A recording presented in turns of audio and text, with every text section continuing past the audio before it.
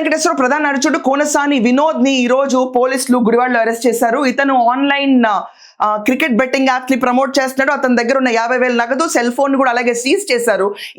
ఇతని పైన ఉన్న ప్రధాన ఆరోపణలు ఏంటంటే, ఈ బెట్టింగ్ యాప్స్ ప్రమోట్ చేయడం ఒక్కటే కాకుండా వైసీపీ టెన్యూర్ లో ఉన్నప్పుడు ఇతను చాలా ఫోకస్ చేసి పేకాట శిబిరాల్ని విచ్చలవిడిగా నడిపేవాడు. కొడాలి వెంకటేశ్వర ఎక్కడ ఆపిన దాఖలాలు ఎక్కడ ఉండవు, ఎందుకంటే అతను ఎంకరేజ్ చేసే మైండ్ సెట్ ఇదంతా. సో కొడాలి వెంకటేశ్వర ప్రధాన అర్చకుడైన ఈ వినోద్ ని ఈరోజు కస్టడీలోకి తీసుకున్నారు. ఇతని పైన చాలా ఆరోపణలు ఉన్నాయి, చాలా కేసులు నమోదవుతున్నాయి.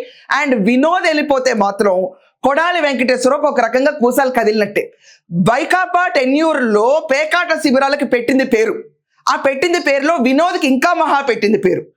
మీరు అందరూ అర్థం చేసుకోవచ్చు, అప్పటి నుంచి కాదు ఇప్పటిదాకా కూడా అదే పేకాట శిబిరాలు నడుపుతా ఉన్నాడని ఆరోపణలు ఇతని పైన ఉన్నాయి.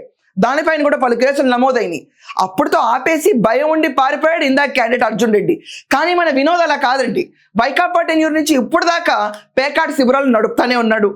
బెట్టింగ్ యాప్స్ ప్రమోట్ చేయకండి, క్రికెట్ బెట్టింగ్ ప్రమోట్ చేయకండి అని చెప్పి దేశమంతా గొల్లెత్తుతున్న ఈ క్యాడర్కి సంబంధించిన వ్యక్తి కొడాలి వెంకటేశ్వరరావు నానికి సంబంధించిన ప్రధాన అర్చకుడు వినోద్ మాత్రం ఎక్కడా తగ్గట్లేదు. తగ్గకుండా ఈ రోజుకి 50,000తో దొరికిపోయి సెల్ ఫోన్లు సీజ్ చేయించుకుని ఇంకా పేకాట శిబిరాలు నడుపుతూ విచ్చలవిడిగా ప్రవర్తిస్తున్నాడు. కూటమి ప్రభుత్వం వీళ్ళపైన ఖచ్చితంగా కన్నెర్ర చేసింది. ఈయన ఆరోపణలు ఫేస్ చేస్తుంటే ఇతన్ని ఖాళీగా ఉంచడం ఎందుకు? ప్రధాన అనుచరుడు కదా. ముందు అస్సలు ఫ్రాంక్లీ స్పీకింగ్ లాస్ట్ 5 ఏళ్ళు ఏం జరిగిందయ్యా మనకంటే ఈ ఫేస్లే గుర్తొస్తాయి మనకి, ఇంకెవరు గుర్తురారు.